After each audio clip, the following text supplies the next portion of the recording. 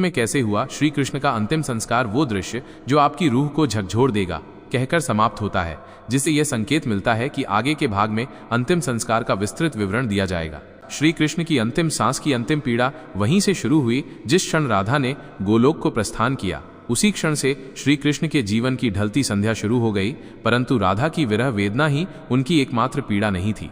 एक और श्राप था जिसने उनके जीवन की सबसे कठोर घड़ी लिख दी, गांधारी का श्राप। महाभारत का युद्ध समाप्त हो चुका था।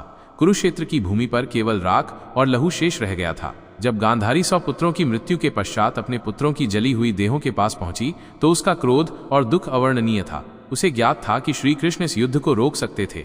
वो जानती थी कि श्री कृष्ण केवल एक मुस्कान में इस महाविनाश को टाल सकते थे, परंतु उन्होंने ऐसा नहीं किया। उन्होंने धर्म की स्थापना के लिए अधर्म का अंत होने दिया, चाहे वो मूल्य किसी भी माँ की ममता हो। तभी पीड़ा से भरी गांधारी ने श्री कृष्ण को देखा, उनके पास आई और रोते हुए कहा, हे वासुदेव, आप सब कुछ जानने वाले थे, फिर भी आपने मेरे 100 पुत्रों को मरने दिया। आप युद्ध रोक सकते थे, पर आपने केवल तमाशा देखा। मेरी ममता की आग आज आपको भी छुएगी। मैं आपको श्राप देती हूँ, ठीक वैसे ही जैसे मेरा वंश समाप्त हुआ, वैसे ही यदुवंश भी नष्ट होगा, और आप भी अपनी मृत्यु को अकेले अपनों से बिछोड़कर एक तीर की पीड़ा में अनुभव करेंगे। श्री कृष्ण ने गांधारी के श्राप को शांत मन से स्वीकार किया, क्योंकि वो जानते थे ये भी उसी लीला का एक भाग है। जिस न्याय को वो लेकर आए थे, उसी न्याय की अग्नि अब उनके अपनों को भस्म करेगी।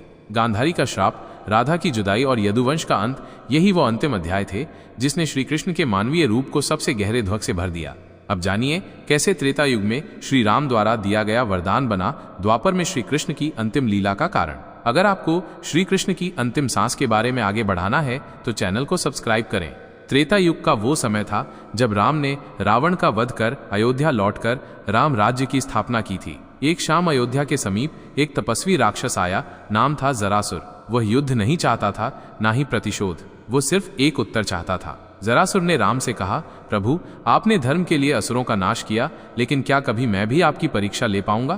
क्या मुझे कभी वो अवसर मिलेगा जब मैं आपके मार्ग में अंतिम बाधा बनूं? राम ने मुस्कुराकर उसकी ओर देखा।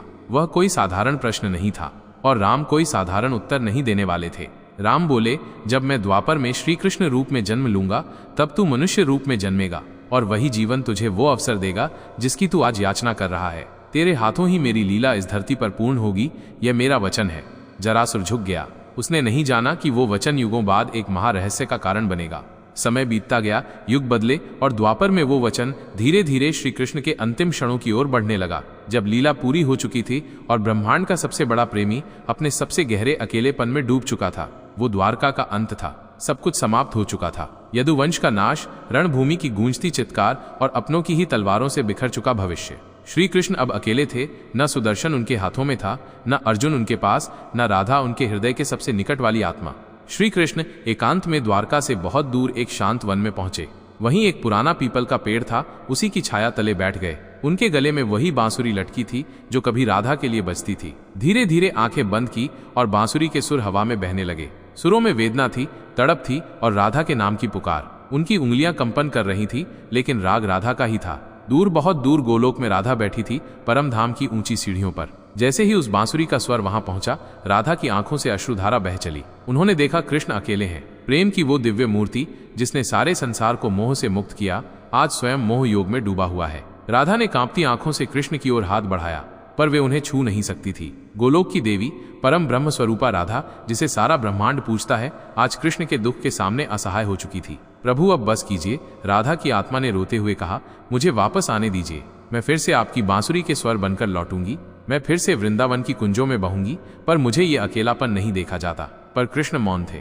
बांसुरी बंद नहीं हुई, बस स्वर धीमे हो गए, जैसे किसी नदी की अंतिम लहरें पत्थरों से टकराकर थक चुकी हो। आकाश स्तब्ध था, धरती निशब्द थी, और समय उस क्षण के आगे बढ़ना भूल गया जब ईश्वर भी थक गया। धीरे धीरे सांझ उतर रही थी। पीपल का वो पेड़ जो वर्षों से बस एक साक्षी था, आज श्री कृष्ण की अंतिम सांसों का गवाह बनने जा रहा था। उसकी जड़ों के पास एक थकी हुई देह बैठी थी। वह देह जिसने पूरे युग को चलाया, जिसके इशारे पर धर्म टिका रहा, आज वही देह कांप रही थी, अकेली, शांत और टूटी हुई। कृष्ण की आंखें बंद थी, लेकिन मन में बवंडर चल रहा था। एक जीवन जिसमें कभी विश्राम नहीं मिला। मैं जन्मा तो माँ की गोद भी पूरी नहीं मिली। देवकी की कोख से जन्म लिया, पर पहली बार जब आंख खोली, मेरे चारों ओर जेल की दीवारें थीं। माँ यशोदा ने पाला पर जन्म देने वाली माँ को देखने तक ना मिला।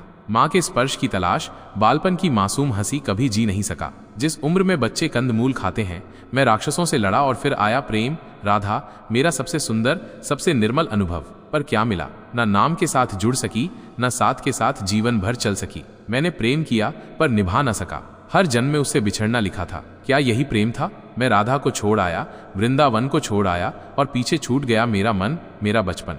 बचपन से ही कंधों पर समाज, युद्ध, न्याय, धर्म का भार था। कभी द्रौपदी के चीर की रक्षा, कभी अर्जुन की मोह में डूबती बुद्धि को जागृत करना। महाभारत लड़ा लेकिन क्या पाया? हर अपनों को खो दिया। कर्ण जो भाई था, मारा गया। भीष्म जिनसे नीति सीखी, शरशैया पर छोड़ना पड़ा। द्रोण जिनसे ज्ञान पाया, रण में गिरा दिया। पितामहों को, भाइयों को, पुत्रों को, सबको मिटा दिया। मैंने धर्म बचाया पर अपना ही कुल नहीं बचा पाया। यदुवंश अपनों के हाथों, अपनों का वध, मैंने सब खो दिया। आज ना बलराम है, ना सुदामा, ना अर्जुन, ना राधा, ना वो वृंदावन। मेरे पास है तो सिर्फ एक बांसुरी, जिसे अब सुनाने को कोई कान नहीं। अब जब बजाता हूं तो हर स्वर में राधा की याद तड़प बनकर लौटती है। आज मैं थक गया हूं दुनिया को समझाते समझाते। प्रेम किया, छोड़ना पड़ा। माता मिली, दूर हो गई। भाई मिले, युद्ध में खो दिए। राज मिला पर सुख कभी ना आया। इतना सब सहने के बाद भी आज मेरी अंतिम सांसें हैं और मैं अकेला हूं इस पीपल के नीचे, जहां कोई नहीं है सिवाय मेरी टूटी बांसुरी के। शायद अब यही ठीक है। शायद अब राधा के पास लौटने का समय आ गया है। शायद अब मैं भी विश्राम का अधिकारी हूं। धीरे से श्री कृष्ण बांसुरी को होठों से हटाते हैं और दोनों हाथों से उसे मोड़ते हैं। एक टुक बांसुरी टूट जाती है। राधा की स्मृति कृष्ण की आत्मा के साथ टूटकर उस पीपल के नीचे कहीं खो जाती है। अब बस एक शांति है, गहन गूंजती हुई, जैसे स्वयं समय थम गया हो। पीपल के पेड़ के नीचे श्री कृष्ण जमीन पर लेटे हुए थे। आंखें आसमान की ओर थीं। बांसुरी अब भी उनके होठों से सटी थी, लेकिन अब कोई धुन नहीं निकल रही थी। शरीर थक चुका था, मन शून्य हो गया था। तभी दूर जंगल में शिकारी जरा अपने शिकार की तलाश में भटक रहा था। उसकी नजर श्री कृष्ण के चरणों पर पड़ी। गेरुआ पीतांबर की सुनहरी चमक और पैर का अंगूठा। दूर से देखा तो उसे लगा कोई हिरण झाड़ियों में छिपा है। जरा ने धनुष उठाया, बिना सोचे विचारे बाण चढ़ाया और चला दिया। बाण हवा चीरता हुआ सीधा श्री कृष्ण के पैर में आकर लगा। प्रभु, मुझसे बहुत बड़ा अपराध हो गया, मैं अपराधी हूं। श्री कृष्ण ने थके स्वर में कहा, उठो जरा, तुमने अपना कर्म किया है। यह वही समय था जब मुझे अपना शरीर त्यागना था। यह तुम्हारा नहीं, मेरे कर्मों का फल था। तुम बस निमित्त बने। जरा फूट फूट कर रोने लगा। श्री कृष्ण ने आंखें बंद की। मैंने जन्म लिया, अपने कुल को नष्ट होते देखा, धर्म के लिए अपनों को खोया, हर जीवन में प्रेम पाया पर उसे पूर्ण नहीं कर पाया। पर आज अब विश्राम का समय है। धीरे धीरे उनका स्वर मंद पड़ता गया। अंतिम सांस लेते हुए उनके होठों से एक शब्द निकला, राधे राधे, और श्री कृष्ण ने देह त्याग दिया। देखिए भाग 3 में कैसे हुआ श्री कृष्ण का अंतिम संस्कार, वो दृश्य जो आपकी रूह को झकझोर देगा।